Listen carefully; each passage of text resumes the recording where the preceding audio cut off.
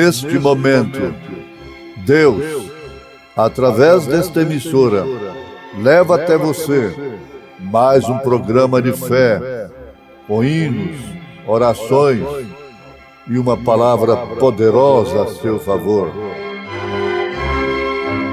Fé para vencer o mundo. Somente crer, somente crer, tudo é possível, somente crer, somente crer, somente crer,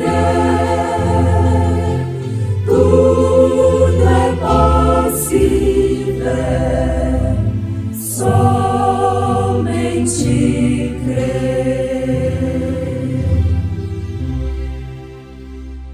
E descendo ele do monte, seguiu uma grande multidão. E eis que veio um leproso e adorou, dizendo: Senhor, se quiseres, podes tornar-me limpo. E Jesus, estendendo a mão, tocou-o, dizendo: Quero ser limpo.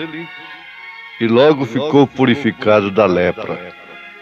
Disse-lhe então Jesus: Olha, não digas a alguém, mas vai, mostra-te ao sacerdote e apresenta a oferta que Moisés determinou para lhe servir de testemunho.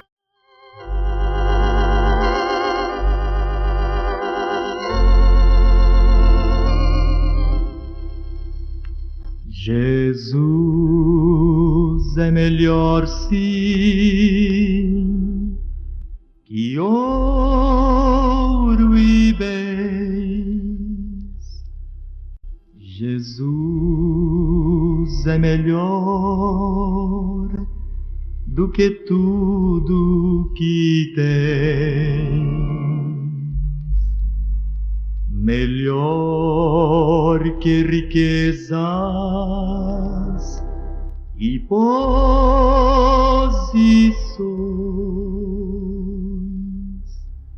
melhor, muito mais do que milhões. Pode ser um rei com poder nas mãos, mas do mau escravo sim.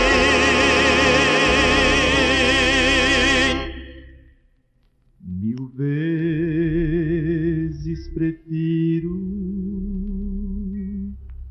o meu Jesus e servi-lo até ao fim.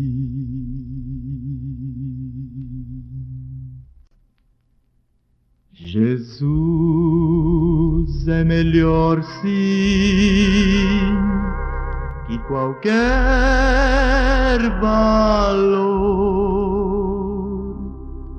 amigo leal no prazer e na dor, melhor do que tudo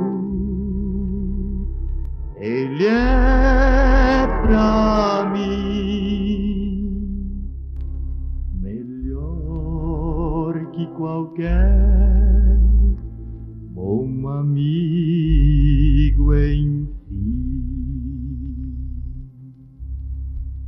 Pode ser um rei com poder nas mãos, mas do mal escravo sim.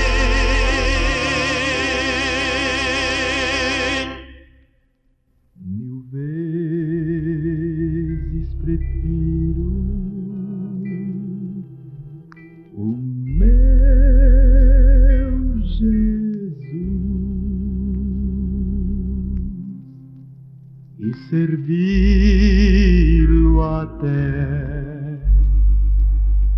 ao fim.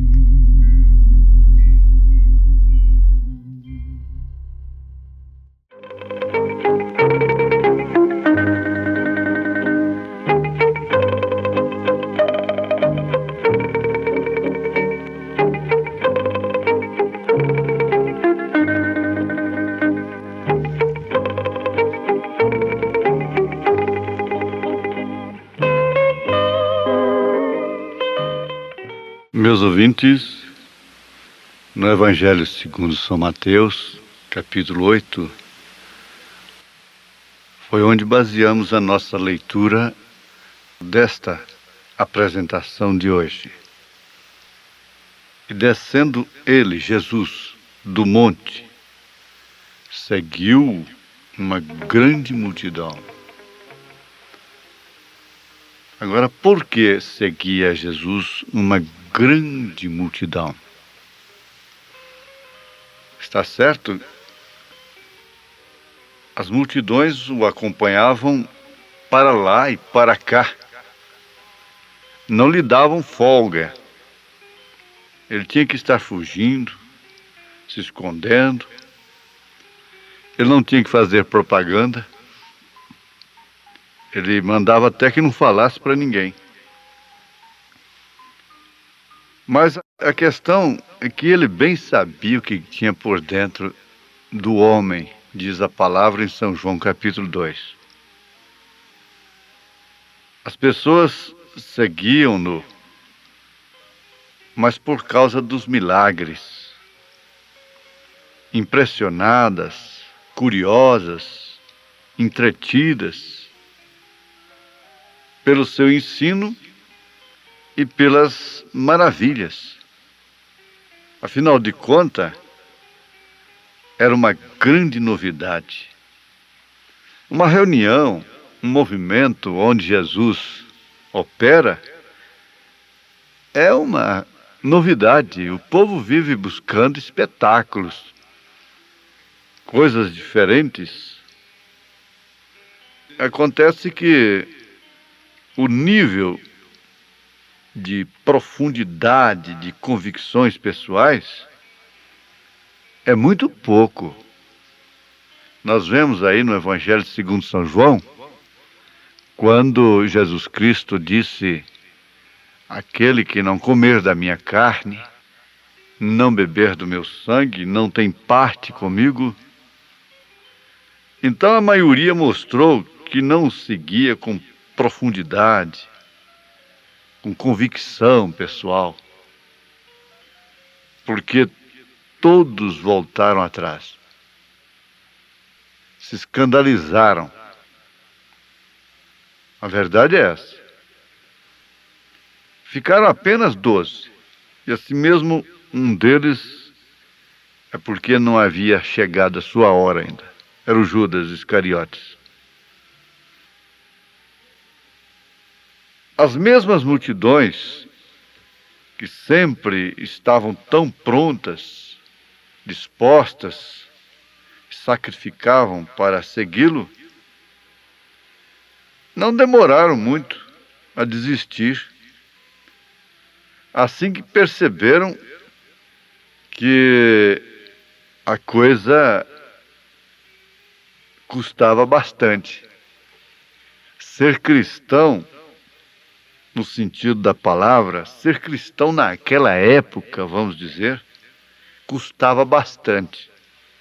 Hoje é hobby, hoje é nobre, hoje é status, ser pastor, ser crente, ser evangélico. Tornou-se, inclusive, uma força política muito forte. Você sabe, deu votos, pronto, se torna em força política. Essa é a grande verdade que nós encaramos à luz da palavra e dos acontecimentos. São fatos. As pessoas estão atraídas, na maioria dos casos, não de uma forma diferente daquela época, mediante espetáculos musicais, como um cantor se torna ídolo da música popular, um cantor se torna ídolo da música evangélica. Bazares, métodos promocionais, promoções, maratonas, concursos, prêmios, etc. Agora, estudando realmente, e pessoas, estudantes, que vivem estudando, acompanhando os fatos, constatam que esse tipo de discipulado de cristianismo é superficial e prejudica mais do que beneficia, porque cauteriza a consciência, satisfaz não uma fome de salvação, não uma sede do espírito, na verdade, mas sim um espírito religioso. E a curiosidade acompanha o homem desde o princípio, bem como o espírito religioso. Sempre é bom lembrar que Caim, o primeiro homicida, foi religioso, cultuou a Deus. Somente que a diferença é que seu culto não combinou com a revelação. E quando ele viu que Deus não aceitou o seu culto e aceitou o de Abel, então ele caiu naquela desgraça de matar seu próprio irmão, matar Abel. Abel não tinha culpa nenhuma. Se tem uma pessoa que morreu sem culpa depois, ou mesmo antes de Jesus Cristo e de outros tantos, foi Abel. Abel morreu sem culpa, morreu inocente mesmo. Ora, só porque ofereceu um cordeiro. Naturalmente, ele sabia que quando seus pais perceberam que estavam nus, tendo pecado, portanto, Deus sacrificou um cordeiro para cobri-los. E seu pai, sua mãe, naturalmente, transmitiram aquilo para eles, no seu culto doméstico, né? E, naturalmente, também ensinaram a eles que as frutas, as maçãs, as verduras, os legumes, todas estas coisas também foi Deus quem criou. Abel sabia, Caim também sabia, tanto de uma coisa como de outra. A diferença é que estava que quando eles se esconderam, perceberam que estavam nus, fugindo, portanto, da presença de Deus, eles cozeram para si exatamente o produto através do qual Caim mais tarde viria oferecer culto. Fruto da árvore. Cozeram vestes de folhas. Isso fala muito de religião, né? Para cobrir a seu modo, de acordo com suas conveniências. Mas a cobertura de Deus foi específica. Ela sempre foi uma só. Foi o cordeiro. Vem do cordeiro. Então Abel foi um bom discípulo. Ele se distinguiu por causa da revelação. Ele prestou o culto correto. E por causa desse culto ele morreu. E por causa do culto revelado, milhões deram suas vidas. Não foi só Abel. Como não foi só Caim que matou. Caim matou um. Ela matou milhões. Muitas pessoas, muitos homens, se mostram sérios, animados, entusiasmados, no primeiro ponto de vista da vida cristã, da chamada, e eles chegam a ingressar em escolas, em seminários teológicos, e aquele fogo, e se separam, e se tornam assim até um tanto místicos. Mas, na verdade, a coisa exige algo mais. Para seguir a Cristo simplesmente como um salvo, exige revelação, não resta dúvida. Para seguir a Cristo como um salvo, instrumento de salvação, um anunciador das boas novas, um mensageiro, então já exige mais. O profeta de Deus disse assim que vai responder pelas almas, como está escrito na carta aos Hebreus, capítulo 13. Se Jesus tem uma mensagem na Bíblia Sagrada que seleciona, que fez o povo voltar, os curiosos, aqueles que estavam impressionados somente com coisas visíveis, aparentes. Ora, também seus mensageiros em todas as eras, seus verdadeiros mensageiros, têm também a mesma mensagem. Tem uma mensagem que seleciona. Tem uma mensagem que não é aceita por todos. Porque a pregação do Evangelho é como uma pescaria. E apanha toda a qualidade de peixe. E depois, mesmo tendo variedades, esses peixes têm que ser tratados.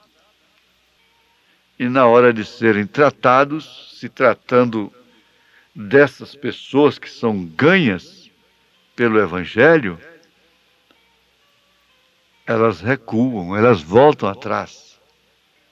Jesus deixou isso bem claro, bem nítido mesmo na parábola da semente. É que uma semente caiu à margem do caminho, as aves vieram e comeram.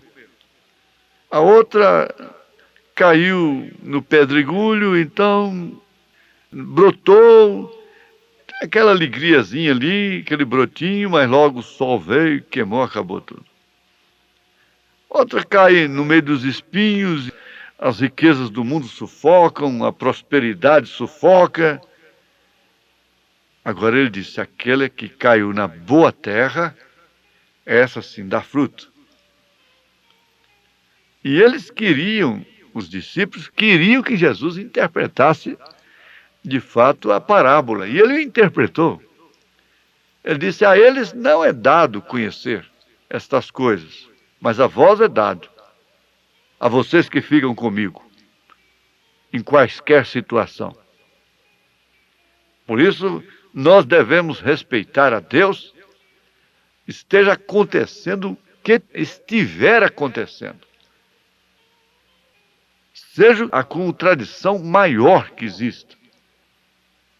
Respeite e tema a Deus. Dê glória a Deus. Nós temos um fato nas Escrituras, uma casa, uma família onde Jesus hospedava. E ele se foi e logo chegou lá uma oração, um pedido, um aviso, um mensageiro. Mestre, aquele a quem tu amas está enfermo. Em outras palavras, venha depressa, senão ele vai morrer.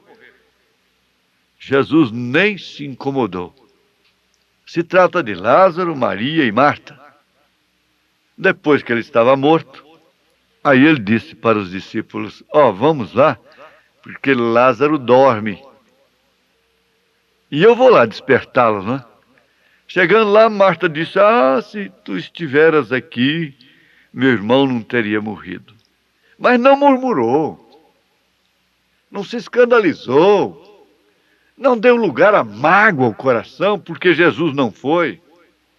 Deixou seu irmão morrer. Quantas vezes ele comeu lá, quantas vezes ele dormiu lá, naquela casa. Elas teriam muita razão para lamentar, para ficar em dificuldade com Jesus. Aquela dificuldade que muitos têm. O profeta disse que Deus deixa acontecer isso para ver como você vai reagir, para testar seu espírito. Mas acontece que elas não murmuraram, elas não deram lugar à razão. E sem fé é impossível agradar a Deus. O que aconteceu? O seu irmão foi ressuscitado depois de 4 dias na sepultura.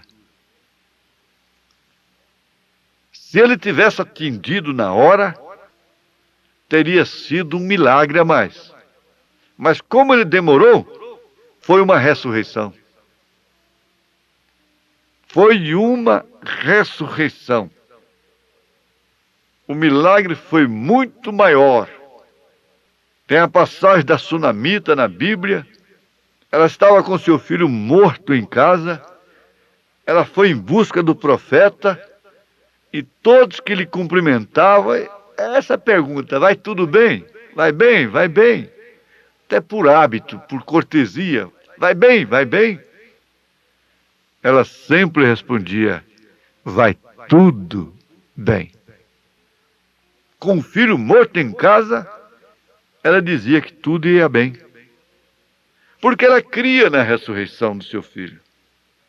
Muito embora havendo morte na sua casa, ela estava dizendo que ia tudo bem. Deus não se agrada dessas pessoas que só ficam lamentando. Mais ou menos. Ah, minha filha, meu filho, a coisa não está boa, não. Ore por mim, Deus se esqueceu de mim. Não, vai tudo muito bem, sim, porque esteja acontecendo o que estiver acontecendo, mesmo que seja a morte.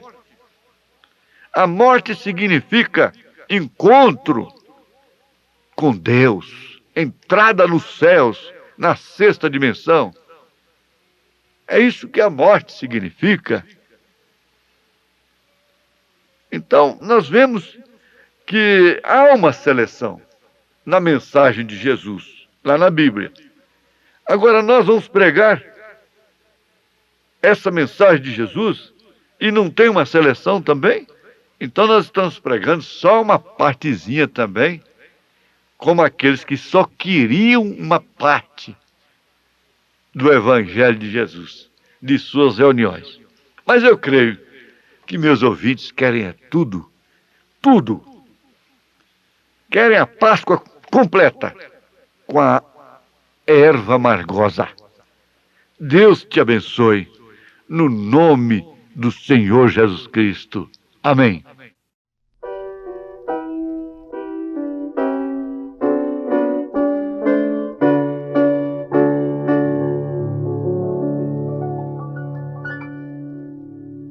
Vem, ó Senhor, guiar com tua mão a nossa lida tão constante aqui. Mostra o dever, servir com gratidão, e seja o nosso andar perto, ó Deus, de ti.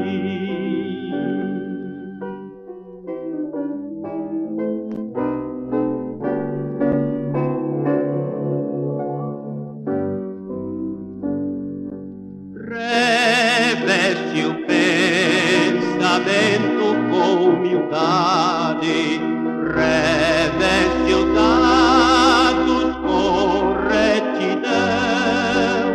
Queremos, pois, crescer na tua verdade. Vem, ó Senhor, guiar com tua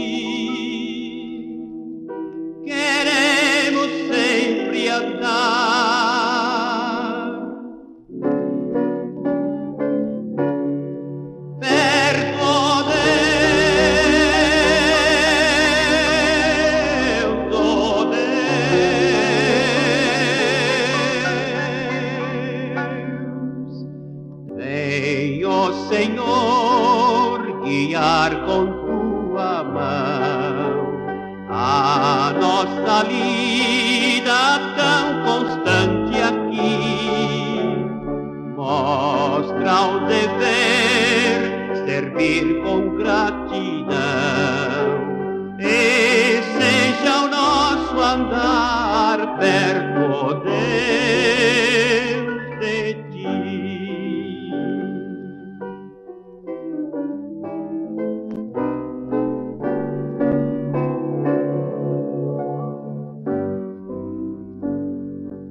Reveste o pensamento com humildade,